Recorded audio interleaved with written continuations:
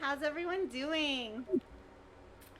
I'm so excited to have two amazing people. I want to start with our guest, National Master Dan Heisman. There he goes saying hello. You want to say hello, Dan? Hey, everybody. So amazing to have you. And we also have the amazing Amir from Gambitos. Thank you so much, Amir, for all you and your you and Matt's amazing work so far to get this incredible platform and include me on this journey. Would you We're like to? glad to Yeah, be go with for you. it. Would Can you you hear me, like? Laura? You can hear me okay? Yeah, I'm gonna check chat to see if everyone can hear us. But if you'd like, Amir, to just tell everyone a little bit about Gambitos, and then I'm gonna give the stage to the incredible Dan Heisman. Well, hello, everybody. Gambitos is a platform where you can easily book a chess lesson, and then when you're in that class, there are a lot of tools and features that make it as interactive as possible. We're chess players, my co-founder and I, and this is sort of the tools that we would have liked have as kids learning chess. So we tried to build that in mind. And weren't you a national champion, Amir? Yeah, when I was a kid, I won the K6 national, so I was, That's a big back. accomplishment. That's It's been sort incredible. of trying that help from there. Wow, we have some people already here. Hi, everybody. Hope you're easing into your Wednesday. Thank goodness it's Wednesday. That's all I'm going to say. But I'm not going to digress too much this stream. But it feels like it should be Friday. But it's Wednesday. Thank you for choosing to be here. And I'm going to be checking chat. Hopefully, people can hear us. Let's see. Do you see Amir the chat? Because I'm just trying to. Yeah, I'm looking at the chat right now. Yay! And then we'll get started. All right. There we go. All right, let's see. And I have a position up from Dan himself that I just saw. I'll just give me 1 minute, and then I'm going to give you the stage, Dan, to talk a little bit about this position. We'll get right into it. All right, let's see. Theater mode. Can't really see. Let's see.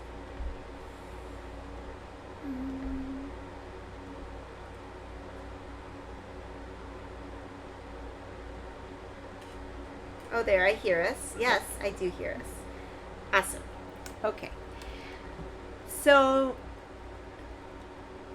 Dan, we're live and good with the sound. Can you tell everyone a little bit about this position that you sent me today? Okay, so Laura is teaching a class on how to become basically 1,000 and another class on how to become 1,250. And as soon as I heard that, I thought, what kind of stuff would I have if I was doing that? And I think a couple of my students are here. I can see their names on the chat channel. They probably recognize my puzzle. But this is the puzzle I give almost all my students who are rated, let's say, below 14 or 1,500 as their first puzzle. And I tell people it's black's move, and what move would you make? So I'm sure all my students here have heard the pitch on this before. So I want to give everybody who hasn't seen this before, I see we have about 12 people on the channel, so I'm sure there's a few people that haven't seen this before. Think about it for a second and decide what you would play here for black. This might give Amir a chance to show people that he can flip the board if they want to see it from the black side. There's the flip button, I see. Oh yeah, let's see. We're learning it. Yeah. I'm just making sure on Twitch. Yeah, it's great that we got this whole part on the screen, and now we can get into the minutia here. So is that better? All right. There we go. Flip. All right. Yes. So black to play. What would you play for black? And no, I'm not going to take 10 minutes to give everybody 10 minutes. That's not reasonable. But I'll give everybody 40 seconds or something. Love it. So black's move. What would you play? You can write it in the chat, which I am trying to access, and we want to hear from all of you. Right, I can read the chat. Black to play. All right, well, we don't want too much dead air there. Stark 2 says, how about rook d8 question mark? Oh, Okay. I'm so excited because we were just chatting about this, Dan, right before stream, right? Yep. I remember this exercise, says Nova, right? So they know the answer. All right, so rook d8. Anybody else want to take a guess before we talk about it? Sis Chess says hi. All right, so we're looking for Black's move here. We have 15 people online. All right, so the idea here is pretty simple. We all know the basic values of the pieces. I call these the Reinfeld values. I think I'm the only person in the world that gives the values a name. And the reason I call them Reinfeld values is back when I was a kid, Fred Reinfeld wrote like every single book that would be in a bookstore. Every chess book that was in a bookstore was written by Fred Reinfeld. And they're all basic, books. And he would have these numbers in them: pawn equals 1, rook equals 5, knight equals 3, bishop equals 3, queen equal 9. They'd be in all his books. So I call those the Reinfeld numbers. So in this puzzle, I asked people to figure out what that would mean for the puzzle. And a lot of students rated under 1300, they look at the puzzle and they use their board vision and they see that the bishop is double attacking the knight on a5 and the rook on f8. And they say, well, rooks are worth more than knights, so let's save the rook. Where's a good place for the rook? Rooks belong in open files, rook d8. Okay, but then if white plays bishop takes a5, which he certainly would after rook takes a8, and then black saves the c7 pawn, I guess you can move the pieces, right, Laura? Yeah, I just wanted to, I didn't want to steal the thunder, so go ahead. What should I do? Go ahead. Play rook d8. Yep. We'll just show people the position. Yeah. Bishop takes a5. Uh-huh. And we'll save the c pawn with b6 or something. Yeah. Right. And then save the bishop with bishop c3. Yeah, there you see. I didn't have to tell you where to put it. Okay, so then I say to people, all right, what's the evaluation of this position? And then people say, well, what's an evaluation? I say, evaluation is who stands better, how much better, and why. And they say, well, they say white is up 1. That's what they tell me. White is up 1. And I go, 1 what? And they say, one point. And I go, okay, how did you get that? And they say, well, bishops are worth 3 points and pawns are worth 1 point. And I go, well, if the pawns are worth 1 point, then I may as well call them pawns. But that's a different story. Anyway, so they say he has a bishop, black has 2 pawns. And then I say, well, evaluate the position. And they'll say, well, it's about even. Black controls the open file. It's the end game. Those pawns are dangerous. But white has a bishop worth 3 pawns and black only has 2. So maybe white's a little better. And I say, okay. And then I turn on the engine. And of course, the engine says the white's not a little better. The white is like killing black and black should resign. Then I go back and I say, all right, let's go back to the start. So can we undo all our moves there? Yeah. Is there a quick way to do that? Undo, yeah, I'm just giving you the stage. All of them or just one of them? Yeah, so I got to this position and... Just keep hitting it? Okay, thanks. Wait, so here, yes. Mm-hmm. Keep going. And I say, all right, well, yeah. Rooks are worth 5 and knights are only worth 3. But there's something special happening here, which is the knight is completely unguarded and the rook is guarded. And that makes all the difference in the world. Guarded, great because word, if you save the knight, go ahead and save the knight somehow. It really doesn't matter how you save the knight. You can play knight c6 or b6 or knight c4. And now clearly white's going to take the rook. Bishop takes f8. And this is where people say, I don't want to lose my rook. And I say, you're not losing your rook. You're trading a rook for a bishop. And of course, in chess, when you trade a rook for a bishop or a rook for a knight, we call that winning the exchange. And by the way, I've tested 1 million people on what that means. And almost all beginners think that winning the exchange means you come out ahead in a trade. And I say, no, it really means you're winning a rook for a bishop or a knight. If you win a queen for a rook or a knight for a pawn, that's not winning the exchange. You know, chess has its own terminology that's a little bit not like regular English. But anyway, I say you're winning the exchange here. Yeah. With bishop takes f8, king takes f8. But it's sort of like going into a store and saying, I want to buy an apple. And the guy at the register says, okay, you can either give me $5 and I'll give you 3 and change, or you can just give me $3. Well, I think everybody gets that right. They say, oh, I'd rather just give $5 and get 3 and change because then I'm only paying $2 for the apple. But a lot of times here when people play rook d8, they're paying $3 for the apple instead of paying 5 and getting 3 and change. So the fact that you're getting the bishop in return means that you're losing a lot less. By Reinfeld values, you're losing 1 less. You're only losing 2 instead of losing 3. Actually, it's even worse than that. You're actually losing a lot more when you lose the knight. I am But so here, starstruck if to we look have to evaluate this expert on position, tonight. now black has an extra knight and 2 pawns. That's how we evaluate positions. We look at the difference between the 2 sides. Right now, both sides have a king and 5 pawns, but more than that, white has a rook, and more than that, black has a knight and 2 pawns. So we compare the 2 sides and we say white has a rook against the knight and 2 pawns. But if we use those Reinfeld values, a rook is worth 5, the knight and the 2 pawns add up to 5 also, 5 to 5. That means the position is roughly equal. Now, there's little things involved, like rooks are better in the endgame and all that nice like stuff. this stuff. It would mean it's but not they exactly could equal. Stop it, right? But if you do this, you've got a relatively equal position. So it's much better to give up the rook for the bishop than it is to just give up the whole knight. Then I say to people, all right, what kind of problem is this? And they go, oh, I don't know what kind of problem this is. This doesn't have a name. And I said, well, I've given this a name for the last 20 some years. This is actually what I call a counting problem, where you have to count on multiple squares. You either have to count on A5 at the start. Maybe we can reset the position. Hit that undo a couple times. Yeah, that is incredible. I'm just seeing chat here. Yeah. So we can, thanks. One more undo I think we need. There we go. There we go. Mm-hmm. So this is a counting problem. If you count on A5, you lose 3. If you count on F8 using Reinfeld numbers, you're losing 5, but you're gaining 3, so you're losing a net 2. And obviously, it's a lot better to lose 2 than it is to lose 3. So this is a kind of a basic counting problem.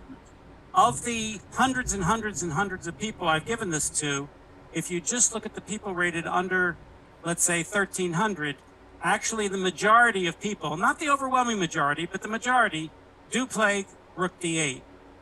They'd rather give up the knight than give up the exchange. And sometimes people understand that they're giving up more, but they say things like, but rooks are good in the endgame and I'd rather have a rook. I know. And I say to them, not to the extent that you'd rather give up more material. You're talking apples and oranges. The fact that the rook is on the open file is a very, very small nicety, but the fact that you're giving up extra material is a big, big, big deal. So you have to kind of evaluate those things. So this is the kind of thing I would work with people in that 750 to 1,000 class, because there's no sense in teaching them how to play the Caro-Can or the Lucena position or anything like that. That's not going to make them better players. It's starting with the really basic ideas like this that you need to build up with to get those people. Because if you make a mistake like this even once during a game and your rating's 800 and you're playing at 11 or 1200 who understands, you're done. This is easily enough to lose the game and it's on like, one error like this during the game. So this is the kind of thing that I would be working with people for. And it's interesting, like, because trying to convince like an adult this, and it might be easier. That's why I'm really excited about the Gambitos classes. I love working with kids, but like I think my instinct, even having played a lot of chess, is rook d8. So it's a tough. It kind of goes against your intuition in a weird way. Yeah, and it's like a lot of times when I work with so kids, I thought tonight we would talk a little bit about not only how do you get from the 750 to 1,000, but I think Laura wanted to talk about my book Back to Basics Tactics, so I should hand it over to her. No, I mean, this is great. Thank you. And like, I'm so excited for all your expertise. I don't hear Laura. Oh, you don't hear me? Oh, let's see. Technical issues. Let's see. Did Laura get muted? Is that better? Oh, now I hear you. Let's see. Let's see. Now I hear you. Now you hear me? Mm. Okay. All right. I was trying to multitask and try to chat, but you guys can hear me, okay? I can. Okay. So yeah, I really love Back to Basics, but I also, now that we've had this conversation, I'm definitely going to look at your Everyone's Second Chess book as well. This is the one I'm going to be using tonight to show some different types of puzzles and like think thought process. And also we're here to just get, I'm excited to kind of like ask you, Dan, like how you got like through your career, how you came up with all your ideas about basic tactics and counting and safety. I'm so excited that this material's around because, like you said, what's the point of teaching the lieutenant position when there's all these other issues in players' games, So I guess what we can do is let's see if I can put a new position up. And thank you for everyone for being here. I really am starstruck to have you here, Dan Heisman. Like, I've had this book in my house for the last decade when I got into teaching chess through the amazing nonprofit Chess in the Schools, which is where Sean works. And that's, and I gotta say, like, Sean is behind the scenes, even though I do the streaming. Like, my passion for teaching was, came from Sean giving me all these materials, like your books and like the step method, like these types of great resources. So, perfect night for chess in New York City. There's like a huge thunderstorm. I love it. Okay, so here we go. First position. Can everyone, let's see, set position. There we go. Yep. So let me flip and let's see. Can I can talk, but I feel like why not give myself a little time to learn from you? This is one of your positions from Back to Basics. And okay. It's like, what would you say to a student here? I would say to a student, is it safe for white to take any of the black pawns? All right, let's have chat talk. Talk to us in chat. And I do have some of my family members who don't play chess who sometimes humor me by joining the channel. So I'd love to hear from you, family members, if you're there. You could be like, knight takes, I don't know, there's this idea and this idea. So talk to us. Let me see if I can have less tech issues now when I go to chat.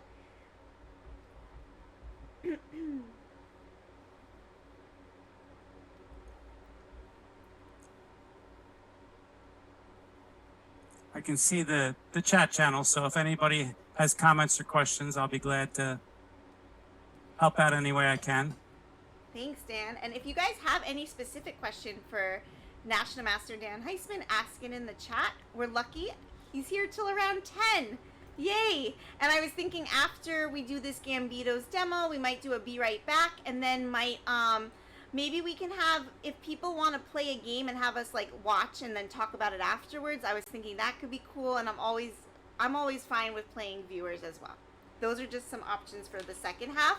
Trying to make my stream a little more choice. Yeah. So let me see where we're at. So can anyone, I'm not seeing chat this moment, I had it up, but can anyone tell me like why they would or wouldn't take this pawn right now? That would be our first question. Let's see.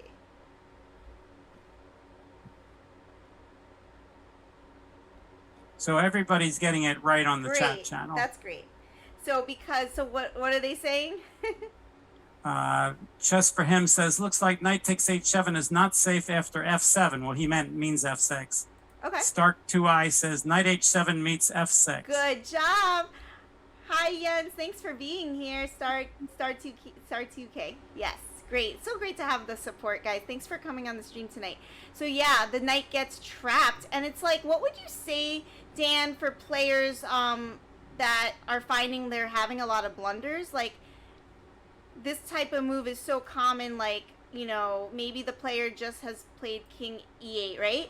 And they have, you look at this position as like in this range, like 600 to 1,000, and what should they be asking themselves in this position? How do I undo this, Amir? You're the expert. You just redo the era. Okay. You learn something new every day. That's what I say. I'll figure it out. You can also hit. Yeah, if you redo the era. I'm gonna do and then I'm just gonna go. You can also reset the position. Okay, great. So in this position doesn't make sense. So I'm gonna do this. I know. We're gonna say this is the position. Great. So why shouldn't, like, what would they ask themselves here, like, about this pawn? All right. So anytime you have a candidate move, you're always asking yourself, is my move safe? And another way of saying that is, if I make that move, does he have any checks, captures, or threats that I can't meet on the next move? Well, here, if you play knight takes h7, and you have to visualize it. He can't. You have to imagine it, visualize it. Yep. He can't play king f6 to block the knight coming back because that's illegal. But the knight's threatening to come back to g5 and then escape. So the only move on the board you have to worry about after knight h7 is f6. But then you still have to do a little more work. You have to say, but if he plays f6, is there any way he can go get my knight? Is there any path he can come in? And the answer is yes. He can go to king f7 so that he can guard f8. And then he can go to king to g8. He can't go king g6 because knight f8 check will escape. Yes, so much. So he has to go to g8, but then the knight is trapped. Yeah, and this is something I'm learning. Like, I always tell my students, like, as a coach, I learn from them a lot too. And you know, I've played chess since I was 6 years old. Amir, we chatted. I mean, you played as a kid, and Dan, I assume you've played all your life. Is that a good assumption? I didn't start playing seriously until I was 16. Still okay. So and you're a strong master. So like, the question is when we're teaching adult improvers, like, what like for us that might be obvious, right? But could it be that just taking this pawn should be considered dubious because it can get trapped? At least that step. Or like they should at least have some kind of light bulb in their head, meaning like it might be in danger. Even if they don't see that. Like I was trying to picture myself as an adult improver. It is a little tricky, all that, right? If you're, you know, that's a lot. So I'm wondering, that's just something I'm grappling with as I learn to be the best coach I can be. Right, and what you have to say is when you first learn this stuff, you have to figure it out. But as you read more and more books and do more and more tactics, these things become pattern recognition where you say, oh, unless something special is happening here, unless I have other things involved, then if I have a knight that takes on h7 and he can play f6, it's usually going to not be safe, and then you'll have to check and see if that's really true. By the way, I was going to say something funny, which is if you're a master and you see this position and you look at knight h7, f6, you might ask yourself, by the time he wins that knight and then gets his pawns rolling, do you have enough time to play king up to b6 and take on b7 and win the race? And I think the answer is no, but you'd have to figure that out. That's not trivial. I like that. Because it's gonna take him several moves before he wins the knight, and meanwhile your king's gonna be running over there and getting that pawn. That is awesome, and I'm loving now. I'm seeing all the chat. Yay, awesome. Okay, so I have a few more positions, and then I was thinking, Amir, the break. Can you explain to some of our viewers, and thank you for everyone who's joined the class, and can you tell them about the option to try a class for $1 in case someone's interested, and then we'll get back into the chess? Yeah, absolutely. So if you see Gambitos, this is a partial view of all the things that we can do. We have breakout rooms where you can play against the teacher, where you can play against other students. If you want to just try it out and say, hey, is this class kind of right for me? Tomorrow at 6 o'clock, I'm teaching a $1 class. You can just try it out for $1. And I think I'll probably continue that up until Laura's first class on Tuesday. So we still have some room for Laura's class from 750 to 1,000 range kind of class, as well as the taking your game to the next level. So it's just tomorrow, it's $1. I'll put it in the chat. You can find it at gambitos.com. There's no, it'll be an hour long. I'm always happy to kind of talk about other games, and kind of my time is yours. So please feel free to sign up right here. And I'd love to see you guys. Yay! Thank you so much, Amir.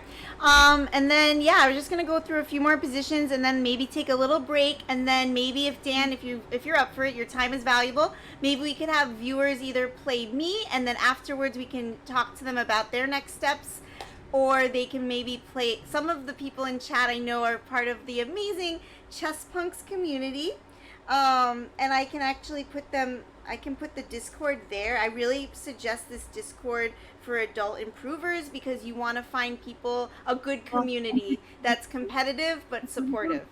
So what I'm trying to say is, like, if any of you if two people who already know each other want to play a game on chess.com, we could watch and just afterwards give a little post analysis for fun, is an idea I had. But I'm going to go to the next position here. I think I started here. Okay, let's go to this one. So By the way, let's set. while you're doing that, Paul 1 E4 says, sometimes it's hard for me to tell whether a move is safe or not. Not this example, though. Yes, and in fact, when I wrote my book, Is Your Move Safe, a couple years ago, I purposely didn't make it a beginner's book. The introduction has beginner positions in it, but actually I tried to make it very practical, where in a real game, you could have a safe move that's not that good, or you might have an unsafe move that maybe is good. And I tried to pick up a lot of very practical examples, but in doing so, of course, practical examples from real games, the answers are sometimes gray. And just like Paul 1E4 said, sometimes it's hard to figure out if a move is safe. And those are actually some of the positions that I wanted for the book, because I wanted to deal with normal what people have to do in regular games and not just easy puzzles where it's like clearly terrible or clearly safe. I wanted it to be kind of moves that you would see in games that might have some pros and cons in the safety issue. That's such a great question. I'm trying to keep up with during Twitch. I sometimes watch it at the end just with when I have an amazing speaker like you, Dan, so I can absorb it all. Yeah. So this was the next position I had. Let me see. Did I do it? Okay. So we did that, and then if I was to in this position, it is white to move, and for fun, I can request suggestions. So Dan, white to move. Can you pretend to be a 600 player here? All right, pretend to be. By the way, I have two videos that I did. Oh yes, he has a great YouTube channel. I'm gonna put his links here. You guys should definitely you got so much amazing free content on YouTube. I had a video, and I called the video 1200, 1700, 2200, and the whole idea of the video was to take positions, and then I would pretend I was a 1200 player and analyze out loud as a 1200. Then I took the same position and I analyzed out loud as a 1700. And then I took the position and analyzed the best I could, which is with a 2200. That's all I am. And I compared the three, and they were actually fairly popular videos that people like that. So here I have to pretend 600. All right. Yes. So if I'm 600, the first thing I'm going to say is, what in the heck's going on here? So I would count my pieces, and I would say, uh-oh, I'm in big trouble. I have an extra pawn and he has an extra bishop, so that's not good. Okay, now the question is, it's my turn. Can I take his knight? His knight is hanging. My knight is attacking his knight. Can I just take it? And then I say, knight takes knight. What's wrong with knight takes knight? Knight takes e4. Right. And then all of a sudden I would say, maybe if I'm good, I would say, oh, I tried to do that and the computer wouldn't let me. Oh, okay. Illegal. It's illegal. Oh, no wonder he has his knight there. I can't take it. All right. So now I realize, oh, wait a second. If I can't take his knight, then my knight's in a little bit of trouble because he's attacking it twice and I'm only guarding it with a pawn.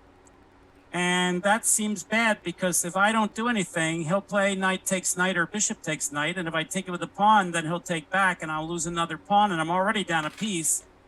So I'm in trouble. Maybe I should just guard my knight. Whenever something's in trouble, I want to guard it. This is a 600, of course. Yeah. So then I'm like, all right, what are all the ways I can guard the knight? Well, it's already guarded by the pawn. I guess I have to guard it with the queen.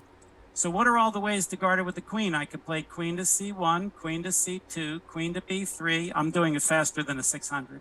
That's okay.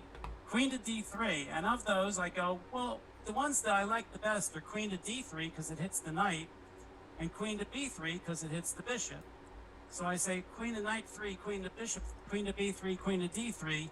That would save my pawn. Of course, I'm still down, but that's what I would do.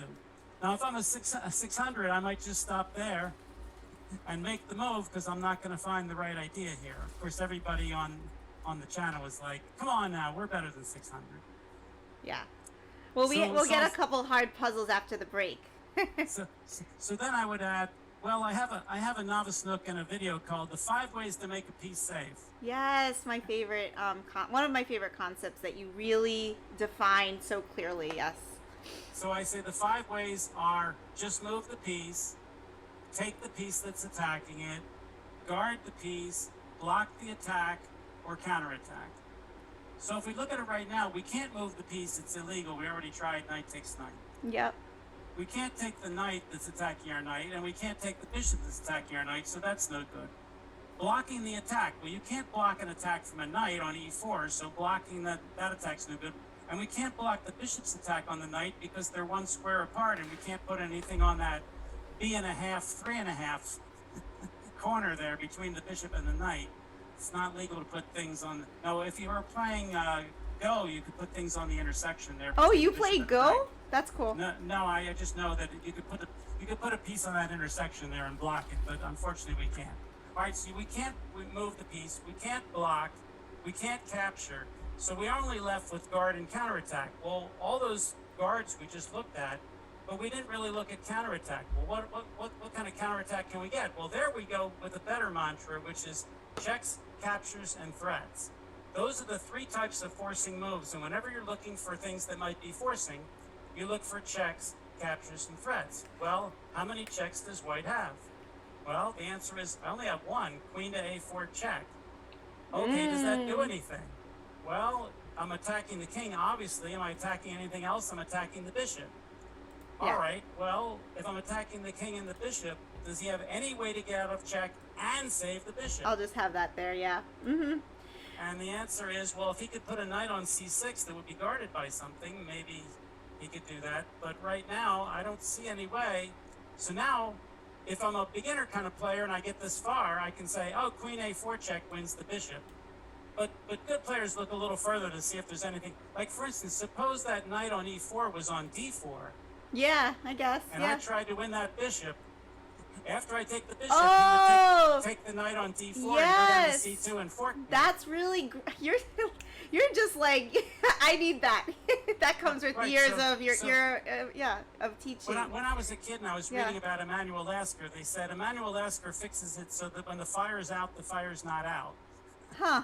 So that tells me that whenever you're looking at these combinations, you can't just stop at queen takes b4. You have to look at black's checks, captures, and threats after queen b4 to make sure he doesn't have anything. Yeah, Because there's if he does, if you just play this real fast and then he plays knight on d4 to c2 check and you lose your queen, totally. that would be a really bad mistake to make. But of course, in this case, that's not true. After queen a4 check, now I'm not thinking like a 600 anymore. After queen a4 check, he gets out of check somehow. I win the bishop, and now I'm up a pawn, and my knight is still guarded. So of course that's going to be the answer, and that's kind of the way I would like build it up from a kind of That's a beginner perfect. standpoint on up. And then maybe we have time for this one last one for this fun demo. Thank you, Amir, for helping me set this up.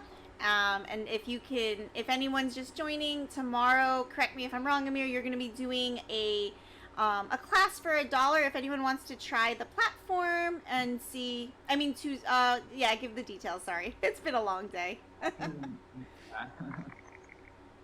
All right, so if I remember right, this is a problem from one of my students' games, and it's black to play. Is that Let's correct? see. Yep, I was learning the platform myself, and it's really great because we have all these things. So flip the board, black to move. Yeah, a lot's going on here. A lot is going on there. Yeah, and I like that there's no like find the skewer, find the double attack. Like we're just looking at, this is from your chapter if you're just joining, from the book Back to Basics Tactics, and the first chapter I really pulled a lot from. Counting and safety, I believe. All right, so this is a defensive counting problem. Black to move and do the best they can, right? Do the best. And that's a concept, right? And we're all experienced players. Not to brag, it's just like we've been playing. A huge part of our life is chess. And when we're teaching adult improvers, people have other passions they've done, and now they're taking up chess, right? So I always try to put myself in that mindset, an adult learner.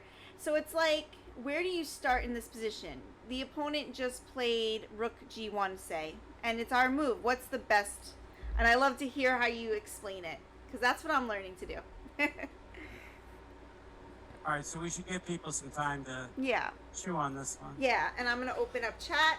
This will be our last problem, and then we're going to just take a little break, and then I'm going to be... It seems like some people want me to play a game and get some critique from you guys, so that's fine. I can take it. Bigger fish to fry in my life if I lose a game of chess. So that's fine, or I'll play some viewers. Our viewers can play each other, and we can give some analysis for the last part of this stream tonight. they're saying for some reason my audio got low. I didn't do anything. Let me see. Do you want me to go on to Zoom and raise How my about I moved volume? I moved the desktop audio a little louder. Let's see. Testing 1 2 3, guys. Testing 1 2 Is 3. that better? We'll see. Testing 1 2 3. Oh, I have an idea too. Before we leave the platform, we'll just do this one last puzzle, and then I want to show how we can do how I can be doing simuls here, which is really cool. So I would like to show that if possible. We'll just play a few moves, and then we'll take a little break. Okay, so far I don't think anybody in the chat has suggested. Stark2i has just suggested Bishop F3. Let's see.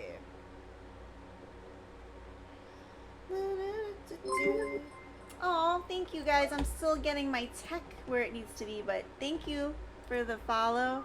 Really appreciate it.